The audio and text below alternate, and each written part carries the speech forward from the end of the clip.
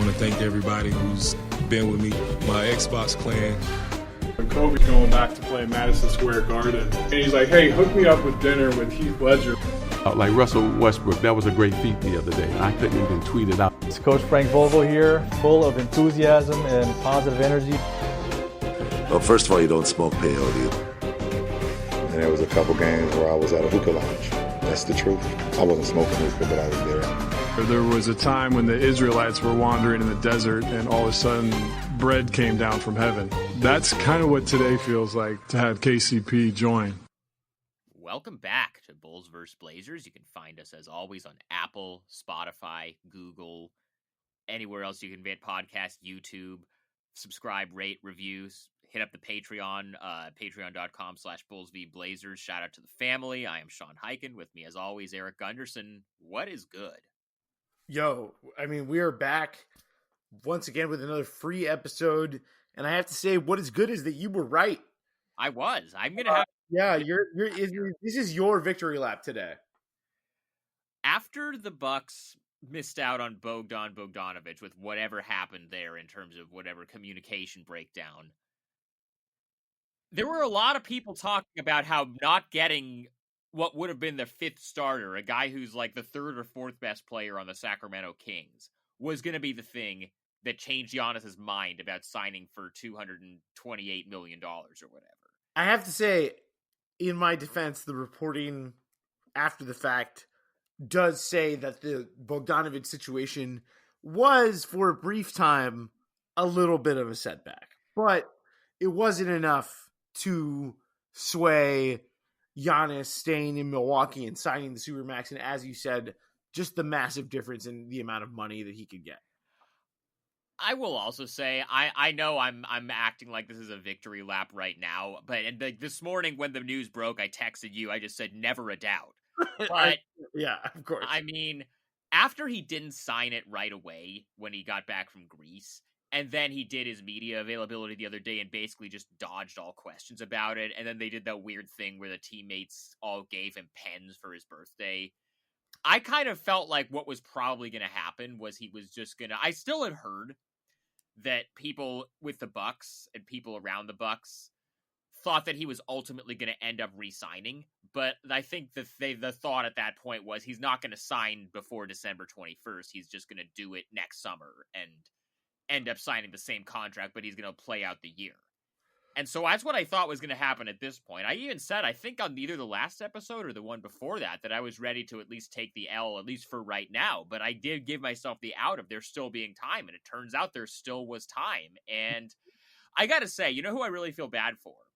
Is all of the networks and media outlets who have been building an entire year and a half to this point of content. I'm just going to say, you don't have to say who it is, but I'll say who it is. ESPN. I didn't say that. I'm just saying you're not saying it, but I'm going to say it. ESPN. I still remember Christmas of last year. Whatever the early game was, it was the Bucks. I think it was against the Sixers. This was, at that point, 18 months out from when Giannis could become a free agent. They had the best record in the league at that point. He was the reigning MVP. And the entire pregame and halftime studio shows were not just about Giannis could leave, but about Giannis should leave and actively trying to tell him that he should leave and try to push the narrative that he should leave. And I just have to say, for those networks and those outlets that have been pushing such things, this is I'm thinking about you guys right now. This is a very, very difficult scene. And I need to know, are they going to, like, how quickly are they going to pivot to, well, you know, he could still ask for a trade in a couple of years, or is it going to go right to, well, when is John Morant eligible for an extension? When is Trae Young signed with Clutch? Does that mean he's going to want out? Luka. I mean, no, it's not going to be Luka because media likes Cuban. I don't know. Either way, shout out to their family. I think they need to shout out to their family. They're not going to be the content isn't going to be easy as just coming in every single day and being like, well, the Bucks have the best record in the league again, but he is a free agent at the end of the year, and here we are going to talk about it. And so clearly Giannis wanted to be there long term. He didn't want to turn down the massive amount of money that they were able to offer him, more so than any other team. And You know, I don't necessarily think that they've done enough to be a championship team this season, but they made some moves and they did try some things. They got better. I think getting Drew Holiday made them get better. I don't think it made them like they're the prohibitive favorites. And I think after the way the last two playoffs have gone, you have to at least look at them with a little bit of skepticism. But I think they definitely are a better team now than they were last, 6 months ago. Yeah, and I think their bench is better. I think that the bench got a little bit younger. They got a little bit, I do think that a lot of the guys that they had that they were relying on to come off the bench, pretty much except for DiVincenzo, were all like old guys that had their best days kind of in the past. And I feel like now they have some guys, Portis and some other younger guys that can make some, and obviously DiVincenzo is still there. And then, the guys that they got Augustine, who, he's not as good of a player on paper as Eric Bledsoe in the postseason. I mean, he has been a problem. Steam face emoji. I mean, he won the Magic that one game against Toronto in the playoffs a couple of years ago.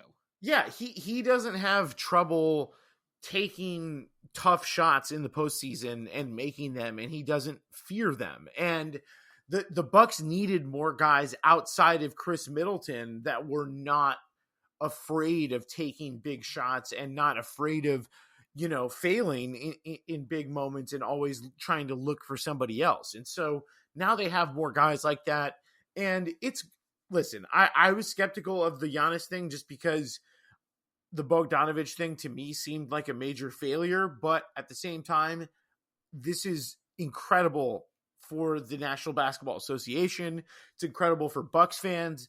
It's great, I think, for the health of the league. I think it's great for the discourse of the league.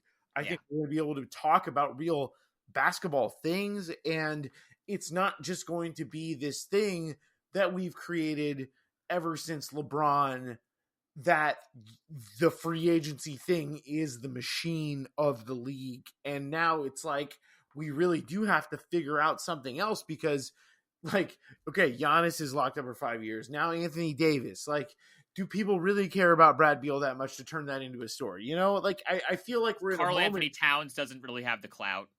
Victor Oladipo tried to have the clout, and then he realized he doesn't. Exactly. And so, the Oladipo thing totally flamed out. I mean, the Harden thing has had its... People are kind of over Harden at this point. We'll talk about Harden in a minute because the screenshots of Harden tonight were incredible. They were, and they were definitely out of context, and it was funny. But and that's just how Harden looks.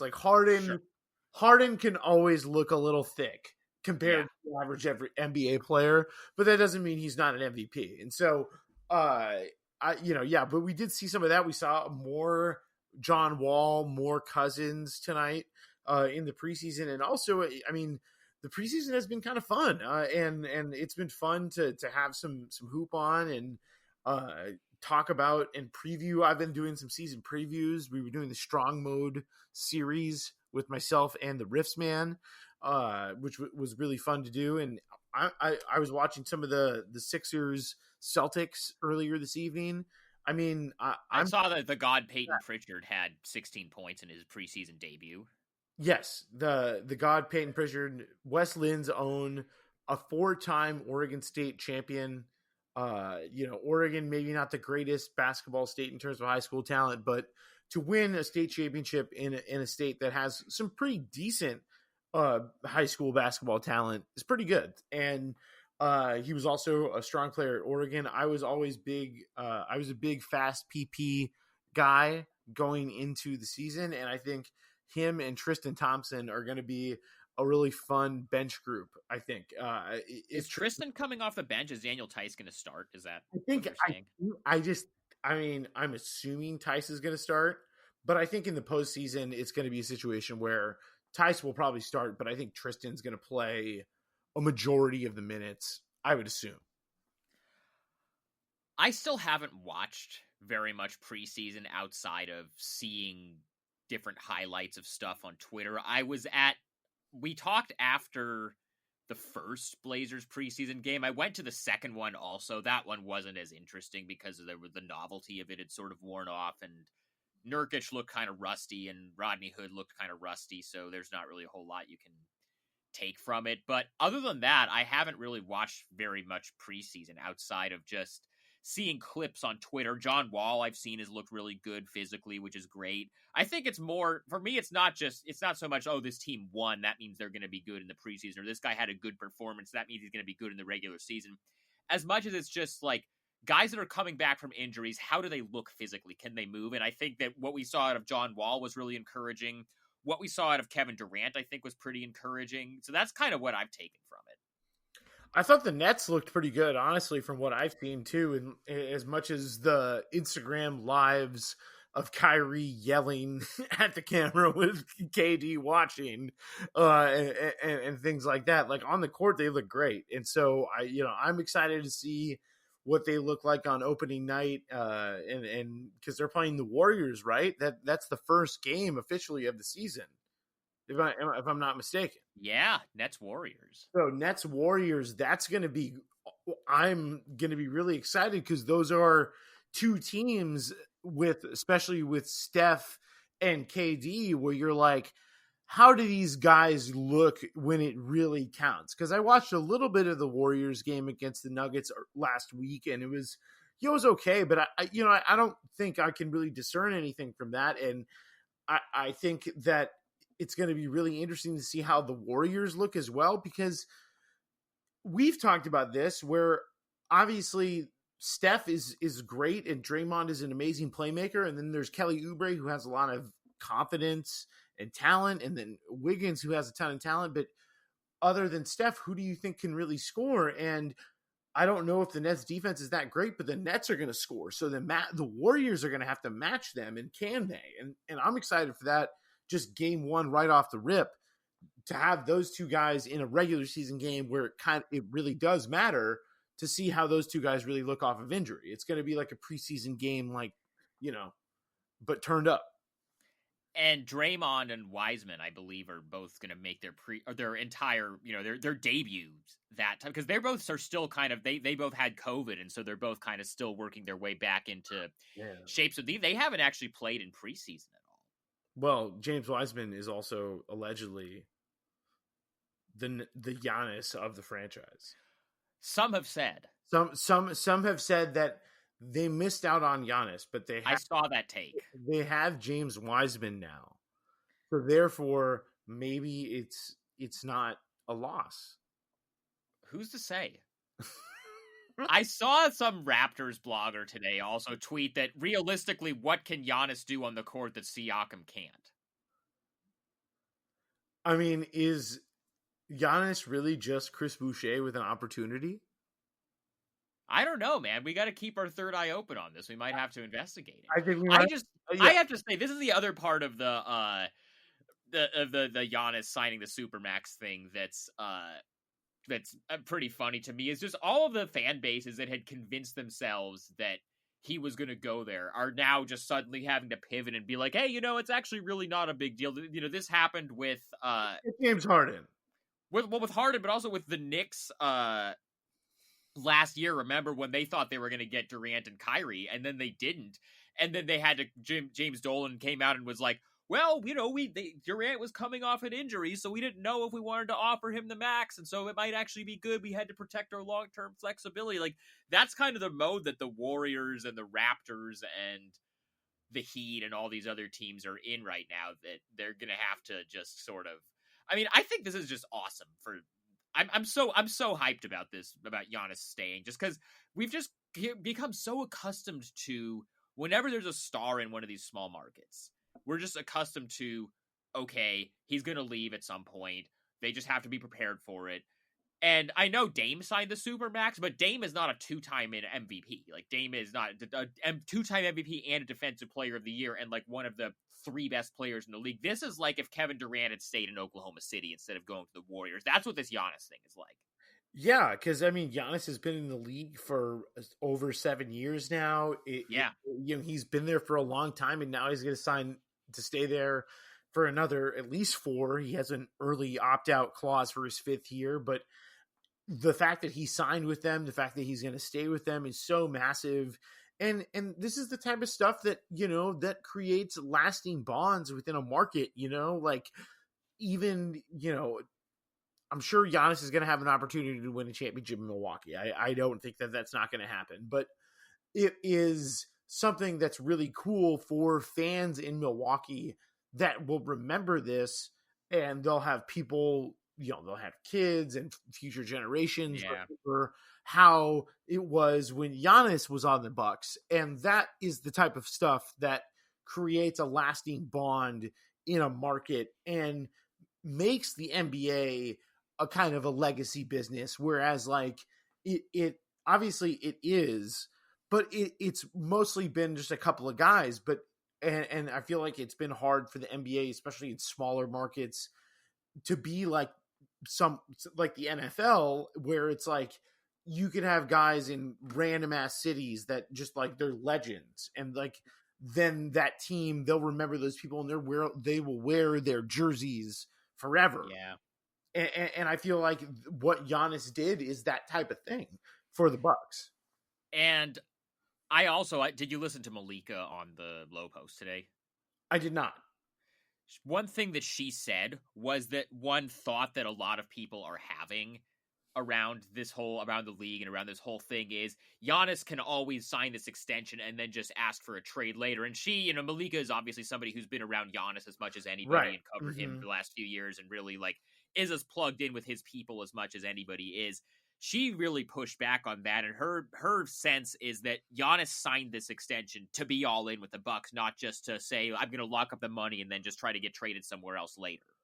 Yeah, no, I mean, and I believe her. I mean, for sure. Like you said, she has tons of experience and connections with the Bucks and with Giannis. So that is, and I believe it. That, I mean, him signing this extension, like, it doesn't get more concrete than that. Like this is like Anthony Davis signing the 5-year deal a couple weeks ago with the Lakers. Like when you sign a 5-year deal, or when LeBron signed a 4-year deal with the Lakers, and like you said with Dame and all these guys, like I know Westbrook got traded after he signed the Supermax, but that was something that happened kind of out of his control. Like the whole Paul. It was also kind of a mutual thing. Like once the Paul George thing happened, it wasn't like he said to Sam Presti, "Get me out of here," and then Sam didn't want to, but he did it. Once, first of all, when Paul George wanted a trade, Sam Presti was like, "Sure, I've wanted to rebuild for 3 years. Let's do it." And then him and Russ were like, "Let's work together and getting you somewhere." And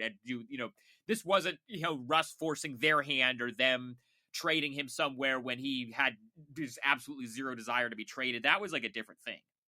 Right. No, yeah, exactly. And so, hey, it's like the same thing that like if, let's say Dame were to ever get traded, I don't think it would be because Dame just says, "Get me out of here, I want to go somewhere else." It would be because him and Neil would get together and mutually decide that this has kind of run its course. Not that that's ever going to happen, knock on wood, but that's the kind of, and I think if Giannis were to ever get traded, it's going to be when he's like 32 and they all just decide it's time to move on together, and it's not him forcing his way out. Or like Kevin Garnett, people like that. Kevin Garnett is really a great example of that as well. Or Gary Payton, another guy who, was in Seattle on his home market for as long as he could and held on until a certain point. And like, I feel like there's so many guys in the league that have been like that this past, 10 years or so have really reconditioned us to it not being the norm. But sometimes guys, especially guys like Giannis and Dame, who were not heralded recruits, they were not number one guys in their class. If they get the opportunity to sign for this much money, they're going to take it. So the other thing about Giannis is that, and I've made this point before, and other people have made this point before, he didn't grow up in America, and so he didn't grow up thinking about New York and LA and the Bay Area and Miami as the places that you want to get to. And so Milwaukee is his home in America. It's not like he, he gets, he grew up in a small town in America, idealizing the big city and, the big market. Milwaukee is just where he is. And now like he's got a kid now, and he and his girlfriend have a kid. Like he grew up in Athens. Like that's a massive city, like it's a huge city. It's not as like skyscrapery as it, but it's like, you know, it was like the first civilization, and it has tons of beautiful spots, and Greece is just a beautiful place, and like to him that's home. Like you and Kelsey went on your honeymoon there, right? We did go to our honeymoon in Greece. We went to shout out to Kyle Wilcher. He played for Gonzaga, and his wife Sharday. And Sharday, I'm giving a shout out to Sharday, and Kelsey just heard me saying, but like we went out to their wedding out in the Greek Isles. It was pretty cool. We also spent a night in Athens, and Greece is like incredible. So it's like, if he's like, you know what, I'm only here to work in America, and it doesn't matter where I'm working, I'm going to go back to Greece every summer and just be there, then of course it doesn't really matter to him like what city he lives in while he's in America, because America is not home to him. I have a quick shout out to his family that I have to give, unfortunately.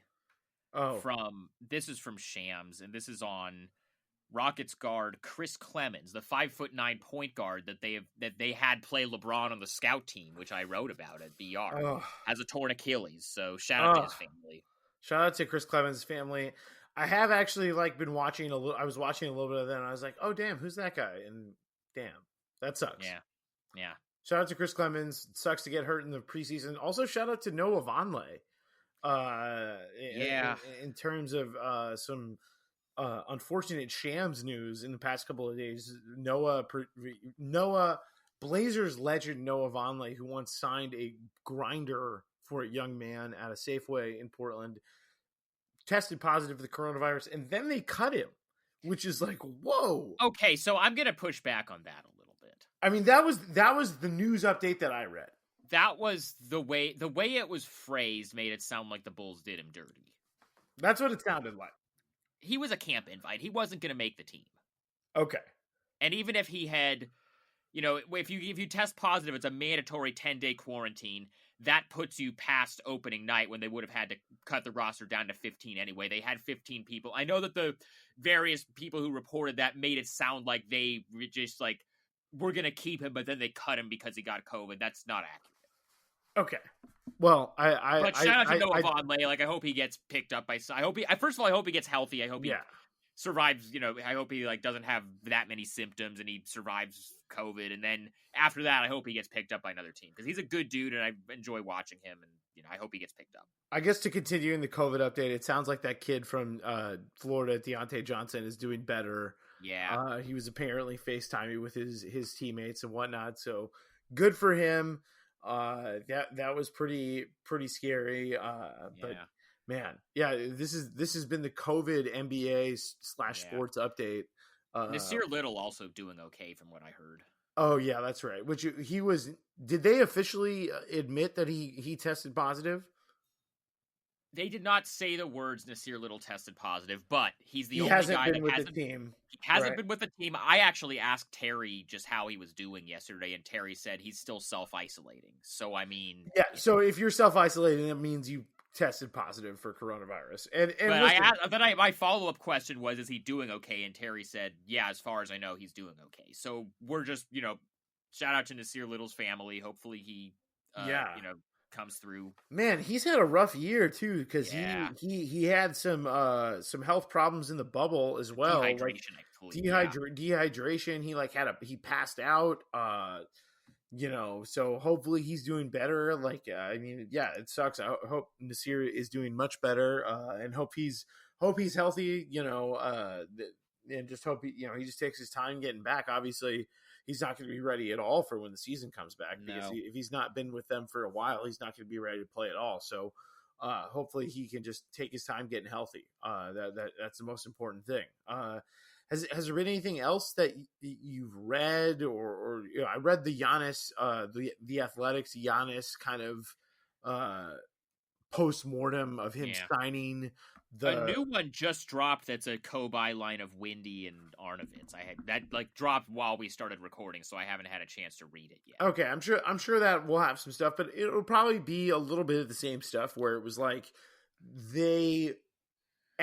goes back to what you were saying about what the people pivoting already to, he might ask for a trade a couple years later, and how you were saying that Malika, who has interviewed him and knows him pretty well. She like, had I haven't read her. She dropped a big Giannis profile this morning. I haven't read yet.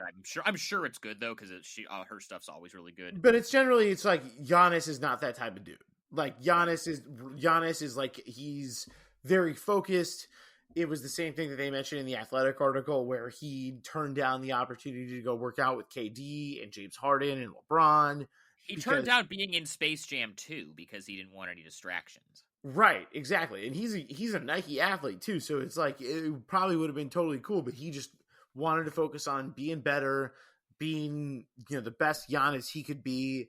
And and so that's the type of guy he is. And maybe it won't work out all the way immediately, but he's giving Milwaukee a chance to figure it out. So I'm super excited for what that means. Like, I know that a lot of teams, and I think also too, ultimately, a lot of the franchises that wanted him on their team, whether it be Miami or Toronto or Golden State, I'm not saying the Lakers in this, but like, I think a lot of Dallas is the other one. Dallas, I think a lot of fans of a lot of those franchises could also kind of see it in themselves to be like, yeah, actually, it's kind of cool that he's like, I'm going to stay here.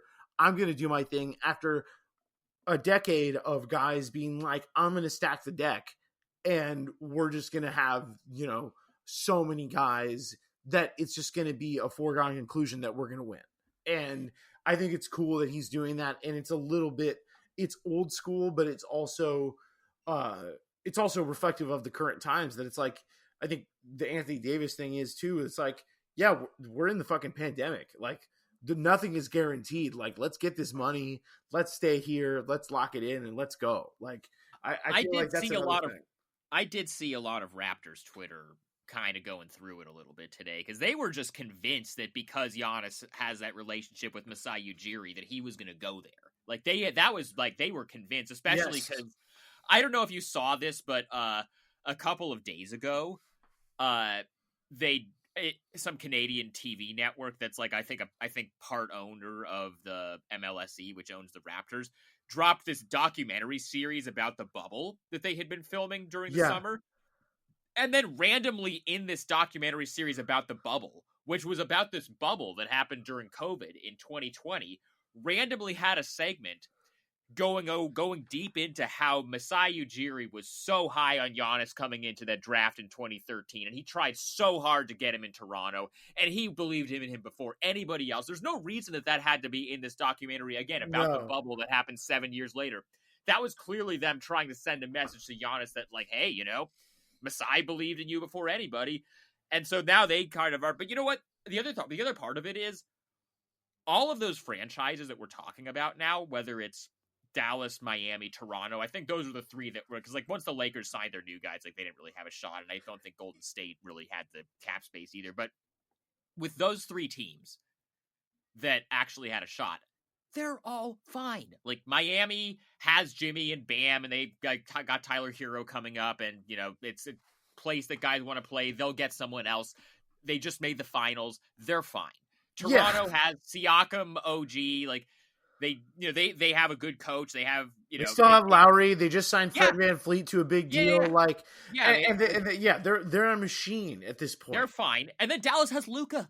Like they're set for the next 10 years probably. Yeah, it doesn't like they could just put mishmash around Luka and they're gonna be fine. They're gonna be great.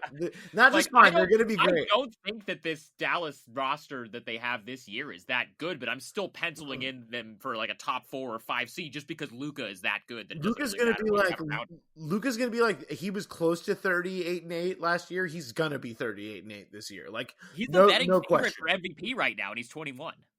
I totally agree with that. The only thing that I don't see for him is I don't think the team is going to be that great. Like I think adding John. Let's get into a little Mavs talk because I just wrote about this for the Riffs Banter NBA preview, and Strong Mode Project Strong Mode is what we're calling it.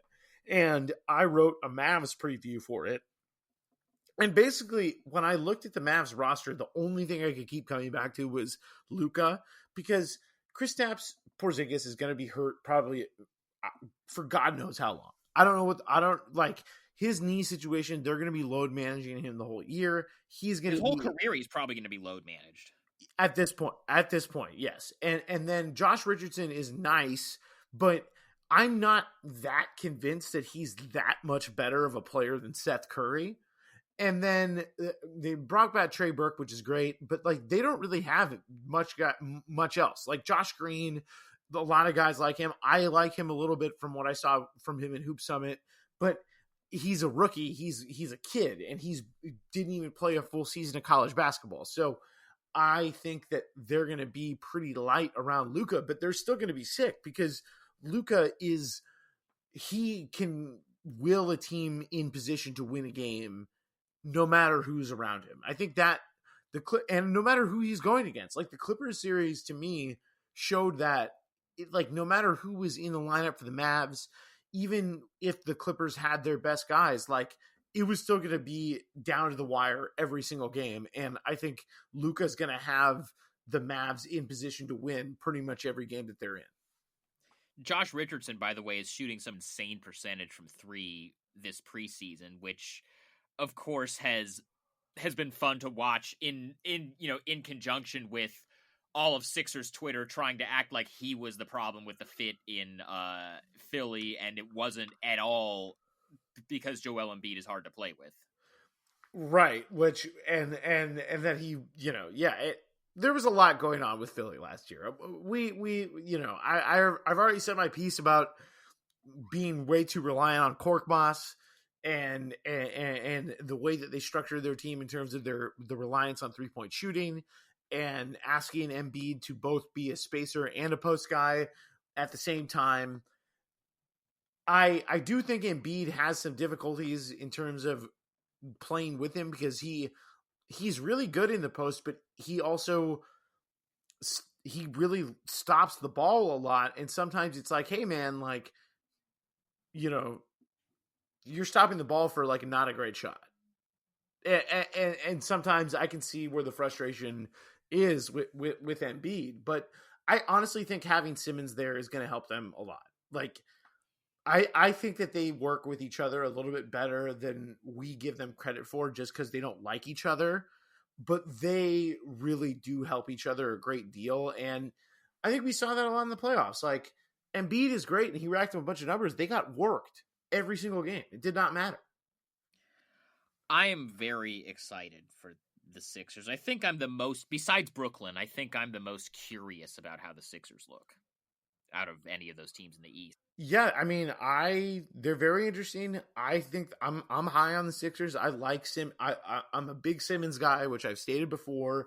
And Seth Curry is really good. Like adding him is just a really nice addition, and he's reliable. Danny Green too. Danny Green and Danny Green he's fine, but he's a better kind of two-way shooting guard, and they can let Shake Milton be like a dynamo off the bench and not just require him to be like, because I felt like in the postseason they were like they needed Shake Milton to be like Dame, and it's like, okay, let's relax.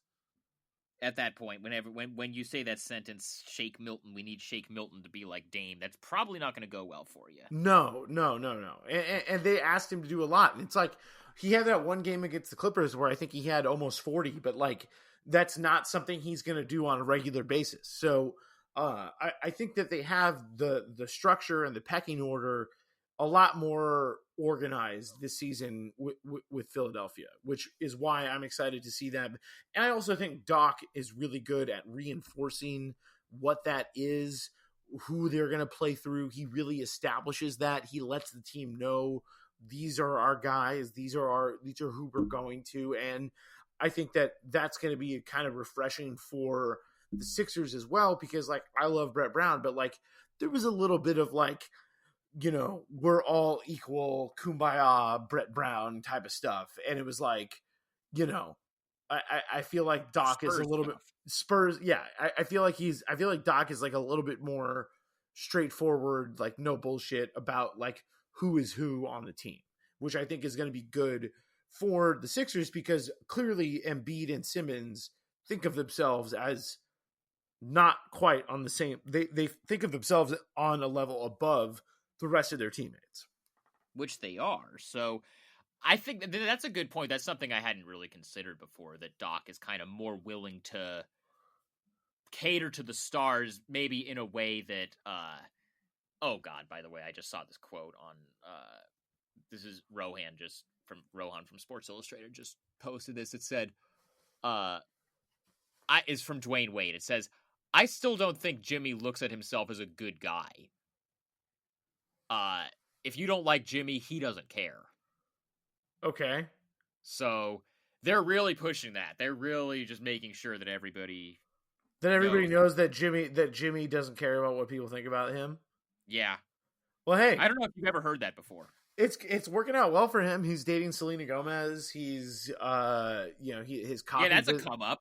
Yeah, facts. I mean, look at him. Like, he was like, he's the star of the Miami Heat. He's dating Selena Gomez, who has a cooking show on HBO Max, which kind of sucks. Did Kelsey make you watch that one? I did have to watch that one with Kelsey, and did you guys both bail on it, or is she still in? No, she bailed too. Like, it was one of those where it was like, damn, like she couldn't even like stick with it. It was just kind of like, eh. It's also like it's all done on Zoom, and it's like this thing because it happened all during quarantine, and it like clearly was like Selena Gomez's people were like, she's cooking a lot, let's do a show. And okay, and they do Zoom conferences with like TV chefs, and it's like. It's kind of whack. Not good TV. Not good TV. If Jimmy Butler was on it, I would watch because it would be a more locked in coffee show. It would be. They could just do like treats with your coffee, like coffee with Selena and Jimmy. I would do that. I would watch that show. Are you copping any Big Face Coffee merch for the season? No, I'm not. Unless they're sending it to me. Like I'll be in. Yo, Big Face Coffee sponsor Bulls vs. Blazers. I was about to say that. There we go. That you said what I was thinking. Yeah, Big Face Coffee sponsor Bulls versus Blazers. We need that. We'll support you for sure, Jimmy. I think the Heat too they didn't do anything like major, but I do think that they're going to be right there in the mix again. The East, honestly, is. I feel like it's going to be crazier, I think, than the West, just because there's no clear favorite, and it's a pretty deep. I mean, it's at least 6 or 7 deep in terms of teams that you like. I don't know, like Philly, Boston, Brooklyn. I'm trying to think of who else. Toronto, Milwaukee, Miami. Like those are all like teams that wouldn't be like the craziest thing to me if they made the finals. I don't think Atlanta's quite at that level, but they're going to be in the mix. No, yeah, Atlanta's way below it. They're going to be like with Charlotte and like those teams. Detroit, yeah, this is not at all related to this group, but Detroit, I have heard, has been really shitty in the preseason, and like that this whole Jeremy Grant thing is not going to work out. I've heard a lot of skepticism about Detroit, and I mean they are. It seems like giving a lot of money to centers that aren't going to play for them, and so that's a little weird. I was into it for the content. Detroit Weaver vision. Before, we have. And I think the next evolution of the vision is Jeremy Grant. Like, he took the bag to go to a place where he thought he was going to be able to put up numbers. It's not going to go well. The team's going to suck. They're going to trade him to some good team, and we're going to get a million pieces about, wow, they really got a steal in Jeremy Grant at the deadline when they traded for him from Detroit, like in the middle of his second year. And they'll get, and Detroit will get like a first, at least a first out of it, maybe a couple of firsts, and maybe somebody who's like decent. But this whole Jeremy Grant thing, I don't think is going to work out for them. And it's like, yeah, they do not look very good in the preseason. That's been one team where it's like, we've been talking about the guys that look good in preseason and the teams that look good in preseason from the highlights. Obi Toppin looks awesome, by the way. That's your boy. The king of Bulls versus Blazers draft scouting, because he was the most hated player by draft Twitter. Obi Toppin. I'm into it, dude. I'm very into it. I want Tibbs to believe. I want Tibbs to give him the minutes. There's really no reason why they shouldn't give him the minutes. And Well, you want to keep your third eye open. Did you see Okay. Tom's quote today about how the Knicks need to get aggressive about getting a star player? Well, now that this Giannis thing has gone down, it feels like everyone's going to go a little bit harder with James Harden. That's one of the things I think in the greater NBA landscape. Even though Harden was just playing today, he played his first game with the Rockets in the preseason.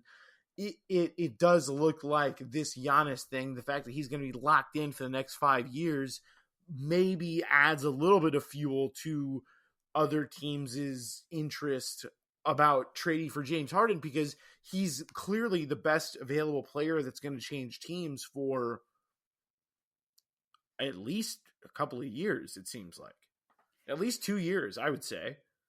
So I wonder now if Leon Rose is leaning on Tom to play Obi Toppin a lot to boost his trade value so that he can become the centerpiece of a James Harden trade, whether it's him, RJ, Mitch Robinson, like.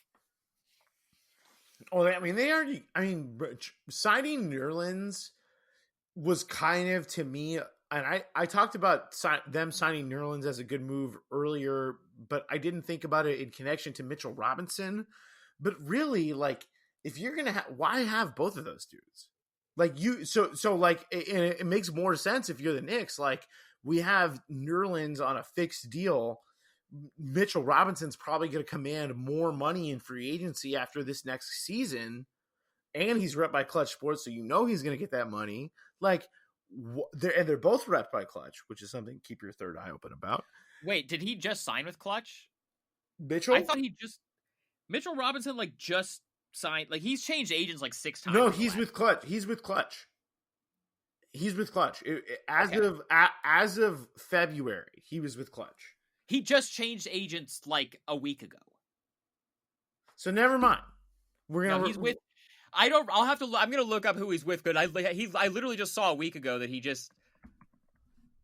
Well, maybe he switched agents because Nerlens is on the team and now he's gonna get traded. I mean, maybe. I'm looking this up. This is from December 7th at the New York Post. Why Mitchell Robinson dumped Rich Paul. Wow. It was just personal stuff. Whoa. Wow. So he's also Wasserman now. Wait. So what does it say? You're more plugged into Clutch World than I am. Oh, well, if he left him now, this is what that says to me, is that he left Clutch because they brought Nerlens in. And then it was like, now you're costing me this chance to be the center in New York by bringing in Nerlens, who's basically a more mature, older, cheaper version of me. You know who's Clutch? Who? John Wall. Maybe they're doing the Clutch Houston. Is that what you're saying right now? I'm saying Clutch Houston. Okay, no. I'm wrong. If he was still, if Mitchell Robinson was still with Clutch, that would be the third eye theory, because then it would be you get him to Houston for. Well, Harden. Nerlens could be part of a trade too. I'd rather try to get Mitch if I'm Houston, for sure. But they also have Christian Wood now, so it's like, are either one of those guys really that attractive after giving Christian Wood $40 million? Or whatever it is that they gave him? It's like I think they gave him $40 million over 3 years. So I mean, maybe they're going to need another center, but they also have Boogie, and if Boogie's good, why do that so far? Yeah, and I think part of the calculus of trading for John Wall and having Boogie is that they have that chemistry together of having played together in college and creating almost like a new version of Hakeem and Clyde Drexler, where it's like you get these old college teammates on the Rockets. Obviously, it's not going to be the same, but it's the same type of vibe. So I think New York should try to get involved, but I think it would have to be top end at this point, and it would have to also be RJ. I don't. Well, RJ and Harden are kind of redundant, so right. So you flip them. Yeah. So you trade. You give them that, and I don't know what else they would give, but you do have Austin Rivers, who has played with Harden before, who's already on the Knicks. Yeah.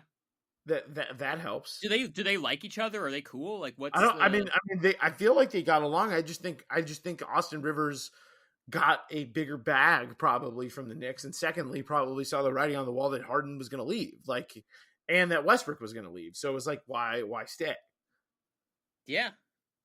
It's just, this whole thing is just like, this is, by the way, who's been starting this dialogue since like October about Harden and the Knicks? You have. You started this dialogue about Harden and the Knicks when the Knicks were eliminated by the Lakers, or the Rockets, excuse me, were eliminated by the Lakers back in late September. So yeah, not even October. I think you're selling yourself short. It was about late September, but nobody can keep track of the time. Whenever anymore. The Rockets got eliminated from the playoffs. Yes, I want them to give it a shot. Like I want Houston to stick to their guns, and if they can't get, I mean, it would be great, obviously, for us, for the content, for the Knicks, for the league, if Harden was on their team and Obi Toppin is like so good that you're like, okay, let's do it. But I just don't. I think that Houston is right to be like, let's hold out for a bigger fish. Yeah, than Obi Toppin. Yeah, I mean, I guess so, but like, where's he gonna go? Like, who's gonna trade for him? Like, if Philly isn't gonna offer Simmons, there's no other package out there. I mean, it hasn't been said, but or it has been said. It hasn't been officially reported as a real thing. But like, the other option is you get the Nets to include Kyrie. But I think I saw Woj said yesterday that the Rockets don't even want Kyrie. Wow, which understandable. I mean, it just seems like it's going to be a lot. I'm sure that Tillman Fertitta does not want to deal with him. I could see that going either way. I'm just going to leave it at that. Fair enough. But yeah, I mean, I know that Kyrie has said before that he wants to start like a commune in Texas, which is cool. But maybe after he plays. But the other thing too is that some people have speculated. I think it was on the Zach Lowe podcast recently that it was like the Kyrie KD thing was a package deal, and that was apparently part of the reason why they got Kevin Durant. So if trading Kyrie will piss off Kevin Durant, you don't want to do that. But I think if we have Harden and Kyrie doesn't want Harden, right? That's the other thing. That's the flip side of it. Is that if it is like, okay, I think in a vacuum, yes, you say we're trading Kyrie, Kevin Durant's gonna be like, what the fuck? But if it's like we're gonna trade Kyrie and we get James Harden, Kevin Durant's gonna be like, yes. So like it is. I think maybe it hasn't been framed in that way to be like, well, I don't think it's been made that clear from KD's perspective, and I don't think it ever will be, because it's not something that it's something that's understood but is never going to be said out loud. So this is a tweet from Tim McMahon that just came out. James Harden isn't talking to the media tonight. The NBA has yet to fine him for violating media access rules. Well, they've also yet to fine him for breaking the coronavirus protocols. Yeah, they should probably get on that. Yeah, I would rather have them fine him for going to the Houston, Atlanta, Vegas tour of Little Baby's birthday party than for him to not talk to the media after a preseason game. Yeah, I mean, I think maybe this will be like a makeup call because they didn't do anything about that. Yeah, maybe, that does make sense, that it would be a makeup call to say like, hey, we're going to punish you for this, even though everyone's going to be like, but then it's going to spark a whole thing. Well, like, what is this really for? And the NBA is, deflecting, blah, blah, blah. Like, I can already see it, that if they don't actually do it for what he was doing wrong, then it's going to be this whole thing where it's like, now the NBA media has their pound of flesh that, Kyrie wouldn't talk to them, but now James Harden's feeling the pressure or whatever. I don't know. I can already see the discourse, the sides being taken. I'm just over this. The sides being taken. Like, I just see it already. It's just like, it's so tiring. It's like you dump the pieces out of a game board, and it's just like they're just gonna be set up the way they are, as they always are, and it's gonna be that way. I'm over it. He's back with the team. He played tonight. He's gonna keep playing. Just like tell me when he gets traded, and then we'll like care about it again. Yeah, or if he's on the team in the regular season and him and John Wall are playing together, like, I'll watch that. Like, Yeah. I want to watch that. I want that to have a chance as a basketball fan. Like, I just want to see that. And I've been saying this on the podcast for months when we were talking about the Westbrook Harden trade. Like, that team is going to get open 3-pointers in different fashions for everybody. And it's going to be so much fun. And I want to see it happen. I want them to finally, like, come together on the court and play. And I think it would be fun, and it would be different too, just because it would be like, hey, like, you know, this guy doesn't just get to have his way. And it is way different than Anthony Davis, because Anthony Davis was 26. James Harden is 31. Like, you can't just do this. It's not the same when you're not Anthony Davis and this young, and also not been on a team that has been to the Western Conference Finals, done everything you wanted, traded for every superstar you wanted. Like, Anthony Davis didn't get any of that stuff. And for Harden to be complaining so much after he kind of created the situation that he's in, I think is kind of pretty hilarious, and also a little bit of good basketball karma. I will say I'm kind of with Harden on this, just because most of that stuff happened before Tillman bought the team. And then once we've seen, like, Tillman kind of run it into the ground in terms of, like, the financial stuff the last couple of years, and then Daryl bails, and then D'Antoni bails, like, I can kind of see where Harden's coming from. Yeah, and Westbrook also saying that he didn't really like the coronavirus protocols. And that part was so funny. That was really good. I forget who reports that, The Athletic, but, like, I forget who reported it, but it was like, according to sources, Russell Westbrook has taken the COVID pandemic very seriously from the beginning. Well, yeah, and he's just not happy about the way Houston was. And it's like, yeah, I wonder who the source was on that. Well, yeah, of course it was Westbrook, but I feel for him, because it's like he's living in a multi-generational home with his grandparents and his parents. I don't doubt that Russ was taken, from what I've understood, from everything we've seen about Russ. Like, Russ is a really good dad who cares about his kids and cares about his family. Like, I don't doubt that Russ was, like, wearing masks and not going out unnecessarily. Yeah, and he caught it, and it was like they didn't have any. They, like, kind of skimped on precautions about getting guys to the market and getting guys to the bubble.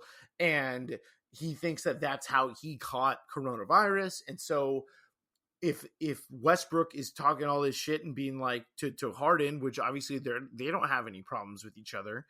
And Westbrook is like, hey man, like, I think I got COVID because fucking Fertitta is being a cheap ass. Then that is obviously going to spoil the way Harden thinks about him. And so and also no D'Antoni, no Morey, like we can say what we want about how he should do, how he should be there and be a good soldier for Raphael Stone and for Stephen Silas, but he hasn't gone through any wars with those guys. What I didn't like was the leak immediately and I saw this from a couple of different people, that as soon as they hired Stephen Silas instead of Ty Lue, that was when Harden wanted out. You think Tillman was ever... I mean, I know the interview. Was Tillman ever going to pay Ty Lue what the Clippers could pay him? No. Steve Ballmer was not going to lose a bidding war to the guy who, like, can't...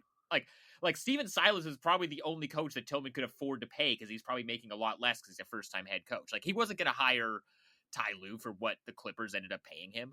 No, you're right. And Ty Lue had already been used to being a very well-paid coach, and he definitely wasn't going to take a pay cut after being lowballed by the Lakers. So he definitely had money on the mind, and I get that. But again, Harden, right. But Harden has had no reason to think this way for a while. So he's having, like, this weird sobering moment with the Rockets that, like, this, even though the uniform is the same and everything looks the same, none of it is the same. And also part of it is that him getting them to trade for Westbrook kind of hamstrung the organization a little bit. And he also has taken the money too. Like, he's re-signed, extended. And that's great. But at a certain point, he's going to get tired of that. But I understand where Silas and Stone are coming from. It's like, listen, man, like, we don't want to be in this position where you don't want to play for us, but they've got to do their best. And right now their best is not just getting rid of him. Right. And I mean, I think it's in his best interest to just show up and play too, because for even, putting aside, if he wants to hold himself out so that he might not get injured before he gets traded, like his trade value. And I realize that like maybe he wants to lower his trade value so that he can get to Brooklyn easier because Brooklyn doesn't have the trade packages they want. But don't you think if he really just wants to get traded, the move is to show up and do your job and play well, because then more teams are going to be like, look, if we get him, he'll at least show up and do his job. Whereas right now, if I were any of these teams, as good as Harden is, I don't know if I'd want to trade for him for how much money he makes. And because of the way he's been acting the last couple of weeks, how do I know if I trade for him, even if it's somewhere like Brooklyn or Philly that he wants to go to? How do I know he's not going to, like, in a year decide, actually, I'm over it. I'm going to do the same thing then. I'm going to also blow off camp then, and I ghost my coach and all that. Yeah, I mean, and also too, if you're Houston, Drew Holiday just got traded for 3 first-round picks. So you're going to want at least 3 firsts, and you're going to want a cornerstone type of player that you can build your team around so that you don't completely bottom out and don't suck. So that package it doesn't exist in a lot of places. So that's the other problem for them. And yeah, it's going to be tough for James Harden to get moved. And I think it's like you said, it's in his best interest to show up to work, show that he's going to be ready to go. And, hopefully there's somebody that emerges at some point in the middle of the season or, early in the season that's like, whoa, what if they make a trade for James Harden? It doesn't necessarily have to be the Knicks, but it reminds me a little bit of somebody should jump on their phone to get in contact with Raphael Stone, or their 2 phones, or their 3 phones, or their 4 phones, or their 5 phones. 5 phones. Sacramento, we're saying Sacramento's 5 phones. Anil, Joe Dumars, challenge. Angelique. We already know Angelique. We already know. Dude, this could be James Harden's Chris Webber moment. Like, let's pivot. Let's pivot to Sac. Let's do it. Like, I want that to happen. We need that to happen for the league. That would just be another just great. We have 2 MVPs on Milwaukee and Sacramento. That would be awesome. So I think we need to keep that momentum going of small markets, because, and that's ultimately also too, like, obviously Philly and Brooklyn are the teams that we've been talking about, but the teams that may ultimately have the most incentive to give up everything are teams like Sacramento. Or, like, it would be so funny if it was, like, Detroit or something that ran. Not that they have anything to trade, but, like... Jeremy Grant? Who's to say? Who's to say? Jeremy Grant or Blake Griffin? I mean, I guess if you want to do the 2012, like, All-Star team and, like, pair him with John Wall and, like, apparently Blake... I haven't watched the Pistons. Apparently Blake looks pretty good in terms of, like, his health. Yeah, I mean, he hasn't had to play for a minute, so that, I mean, he's been able to manage his load at least. So I believe that he looks good right now. But I mean, I'd be into that. There's just, I want Harden to get moved because I know that he hates being there and he's one of the best players in the league. But at the same time, there's not a lot of places for him to go, and I think they've done a good enough job in Houston of changing the parts a little bit to give them a little bit of chance that if some of these parts can work together, that maybe there's like a spontaneous combustion that happens with this crew and that it can work out. And so I think that they've added enough kind of weird pieces to the puzzle with John Wall. They get Gerald Green back.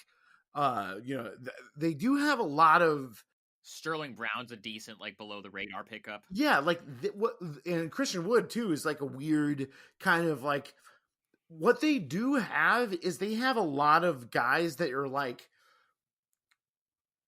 could be really, really great on a given night and can blow you away with their athleticism and some of their ability and their scoring. They can get hot like Gerald Green can or like Harden can, and obviously Harden's one of the best, but and John Wall as well. But I do think they have a lot of variability with their team that makes them really interesting if things all kind of coalesce the right way. It could also go really poorly. I'm a little skeptical of the Christian Wood thing. Not that I don't think he's good, but I just feel like people got very high on him very quickly out of like a month of him being amazing for Detroit, like right before COVID hit. Like, I feel like there's a very short run up of, he was just this guy who bounced around in the G League to suddenly, oh, wow, this is like the most improved player. He's going to get really paid this. There's also a lot of residual Hinkie Process. Hinkie process, like pixie dust still on him, because he was one of the guys that Hinkie was really into early in his career when the Sixers sucked, and he was like one of the bajillion guys that got cut, but all of a sudden he was good, and then it was like Hinkie was right, like that's Robert Covington it's Robert Covington syndrome. Yes, he's the center version of Robert Covington. Like he is. And then TJ McConnell is the point guard version of that. Right, just guys that they like kind of found out the scrap heap and turned out to be productive NBA players and maybe above average NBA players in the sense of, I mean, Covington's definitely above average, but it's like, part of the reason why people really love Covington is that he was a guy that was like undrafted, one of these guys that kind of came out of nowhere.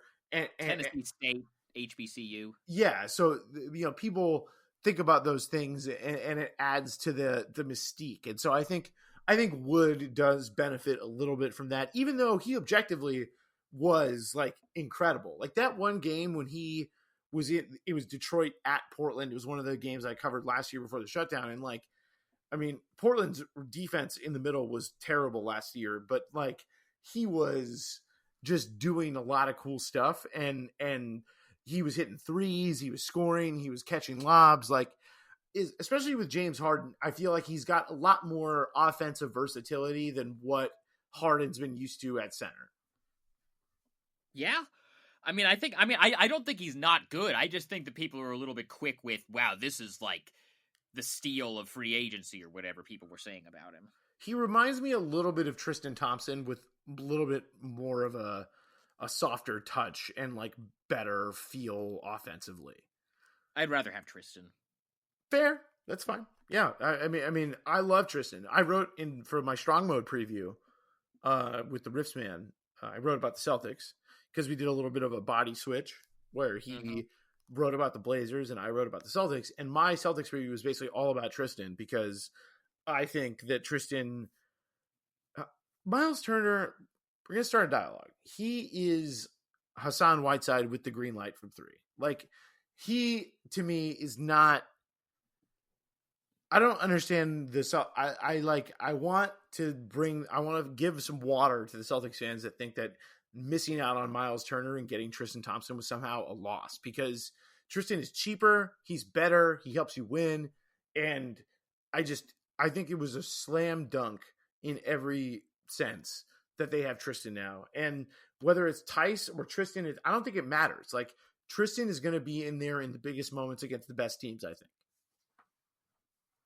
I could see. I mean, I'm with against you. Against Bam, Tristan. Yeah, I'm higher on Boston, I think, than a lot of people are. Yeah, like if they're playing Bam, like Tristan's going to be in the game.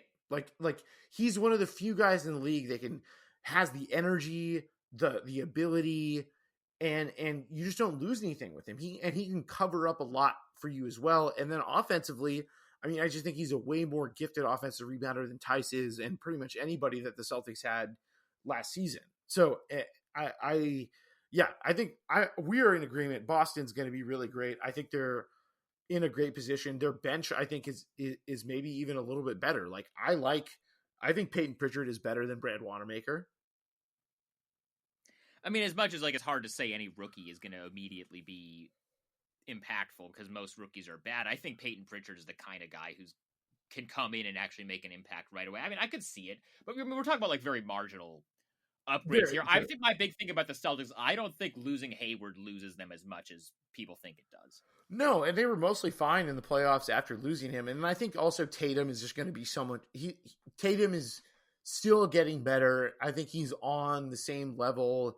I think he's like a notch lower than Luka. Like, I think he's really like it's Luka and then Tatum in terms of like the young guys in the league that I think are like the next guys. Like, Tatum is on that level for me.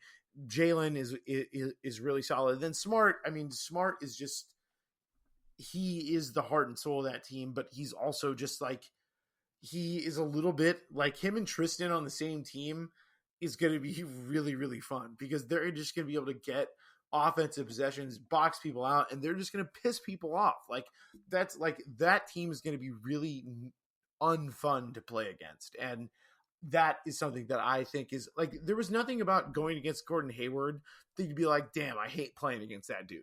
Like he has talent, he has skill, he has size, but there's nothing about him you're like that. Like if you're going against him, you detest.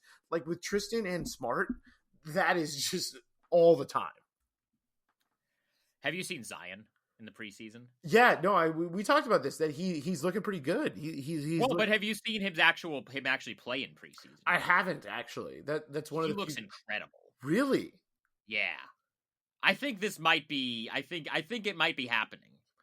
Because I really was looking forward to Lonzo Zion as a thing last season before Zion got hurt before the regular season.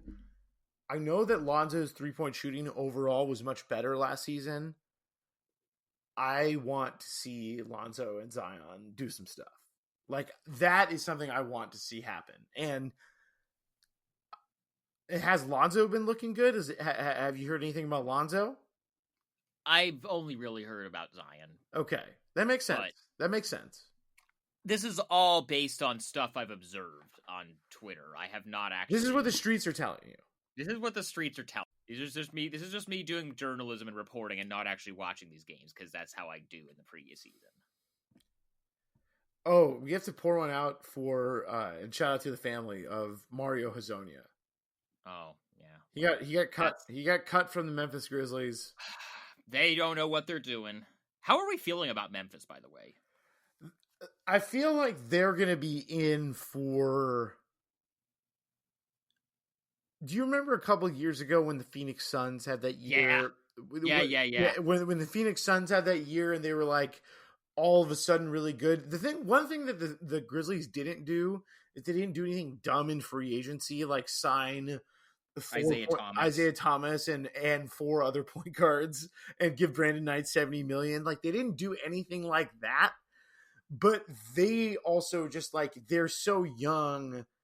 They're hoping Jaren Jackson Jr. apparently grew a couple of inches, which is weird. He's also like never healthy though. Oh, did you see the Jayson Tatum tweet yesterday? No. Oh my God. So he apparently has grown a couple of inches and he's 6'11" now. Oh wow. And somebody tweeted about it. I'm gonna find this tweet because this is incredible. Okay, so this is the whole sequence of tweets. Mm-hmm. This is from Bleacher Report. Brad Stevens says Jayson Tatum has grown to 6'10". He was listed at 6'8" last year. And then Donovan Mitchell quote tweets that and says, "Bro, why are we lying like this at Jayson Tatum?" and then Jayson Tatum's reply, shout out to Bill Simmons. No, he didn't say shout out to Bill Simmons, but shout out to Bill Simmons. He says, "Bro, this is my 4th year being 19 and I'm still growing." So he's a young 19. He knows all the memes about him being 19 ever since for the entire career that he's had. That shout out to Jayson. He's gonna be like 34 at the end of his career, and people are gonna be talking about, he is a young 19. People just don't realize that.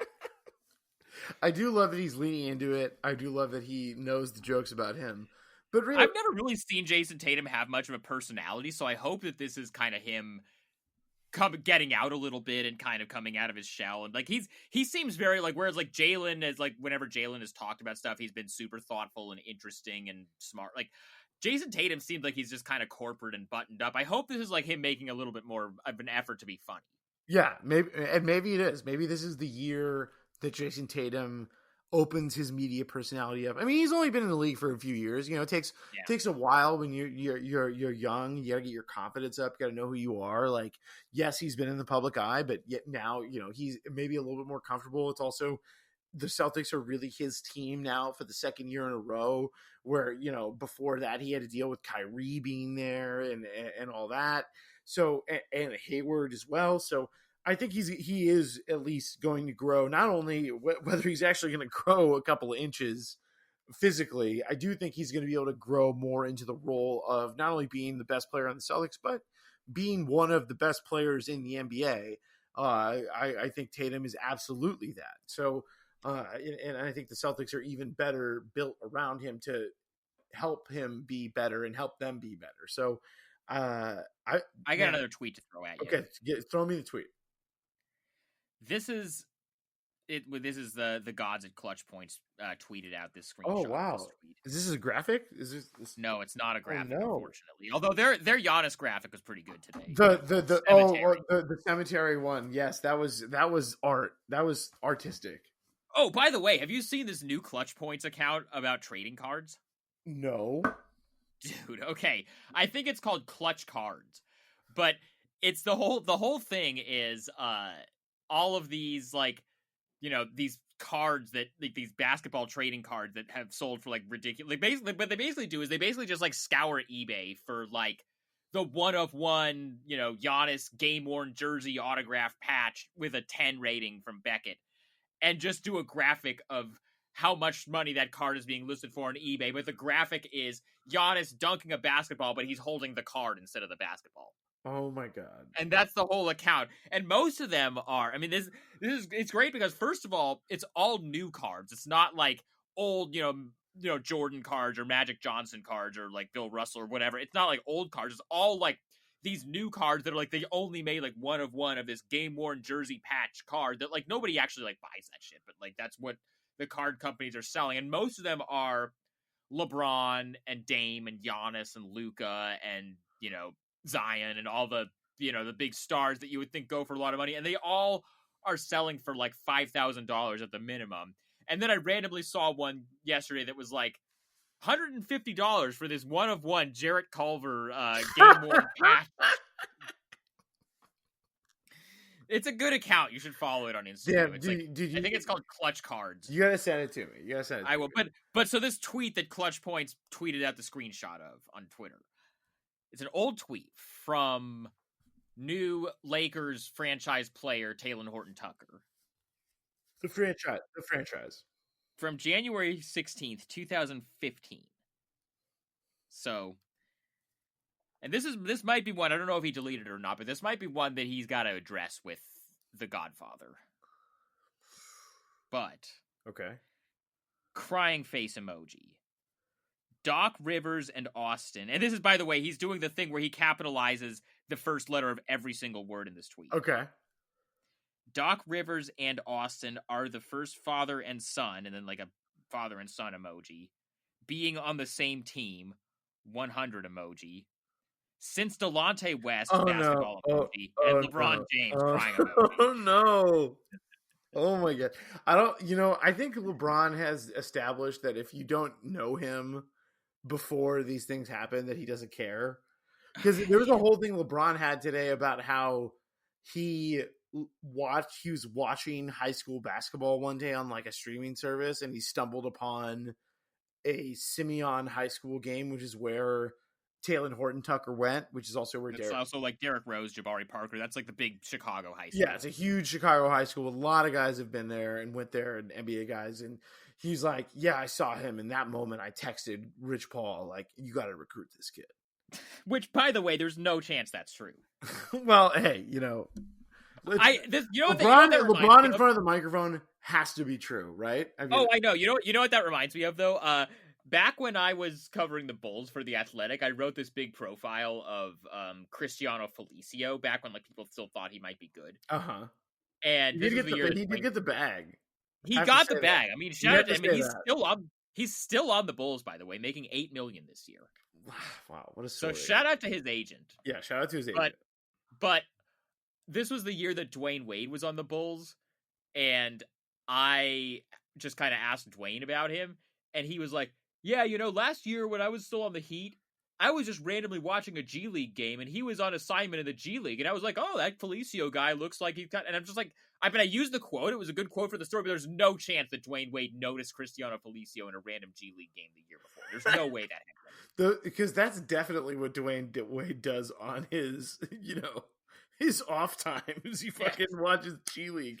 Him and Gabby are watching G League. They're just like cuddled up on the couch watching, just like, I'm gonna watch this Texas Legends, and I don't even remember what this was before the Bulls even had their own G League team, so he was just like on assignment with like it wasn't the Windy. This is Sky Force or whatever. Pre-Windy City Bulls days.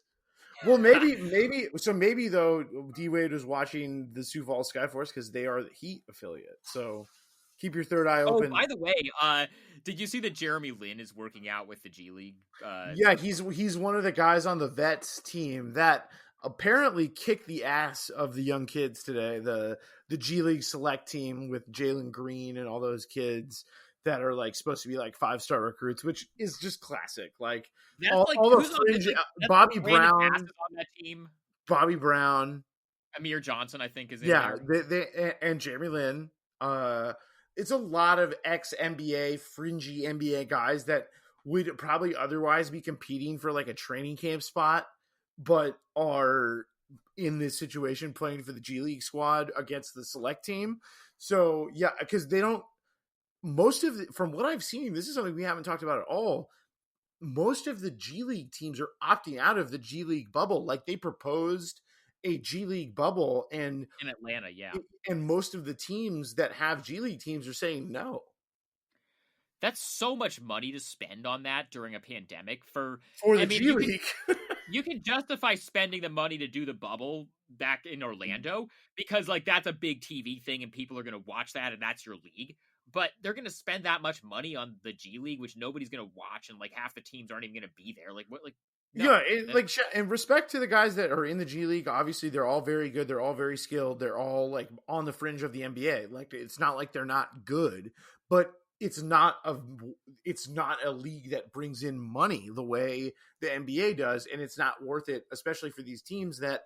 A lot of these teams, again, while they are owned by billionaires, a lot of them have been taking out loans to run their team. They don't have fans in their home arenas. So it becomes a little less enticing to have this expenditure of having a G League team when you're spending all this money on a team to field your regular team and you're not making like probably 40% of the money that you could be making because you are not having fans in your arena.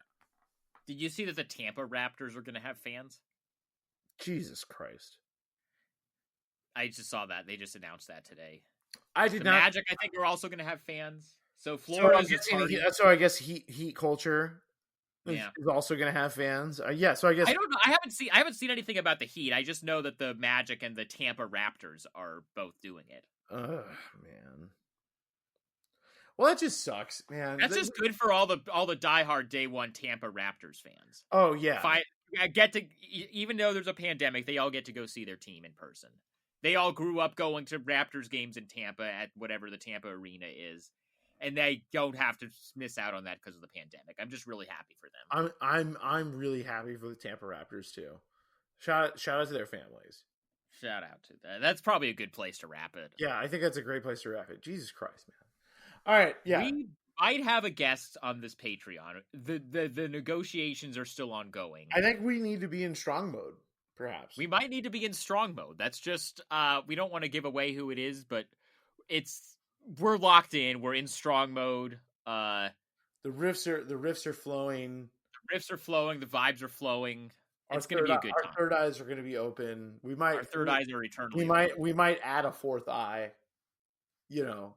Or a fifth eye, or a sixth eye, or a seventh. We might have more eyes than Anil Ranadive and Joe Dumars have phones. I think it just be open to the possibilities of more chakras being opened for you, the listener, and especially for those of you who are not yet part of the Patreon family.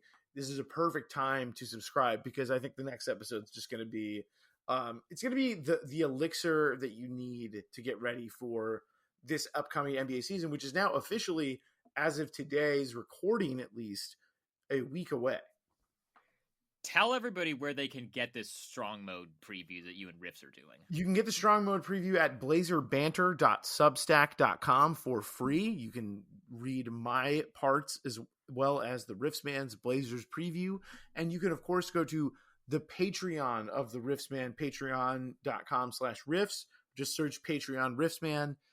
He is creating directions in basketball sport. So, and go subscribe to that. And I have my preview for the Celtics, the Lakers, and the Mavs, in addition to the Rifts preview on the Blazers. And so we had a lot of fun with it. And you can find. Are you guys doing all 30 teams? We are going to do all 30 teams by the end of it. Our next team, we're going to do a back and forth about the Brooklyn Nets, and we're just going to keep going until we hit all 30 before the start of the regular season. Love it. So go check that out. We'll be back with a Patreon episode that might also tie into the Strong Mode preview. We'll see how things shake out. But we'll be back later this weekend. Thanks for listening.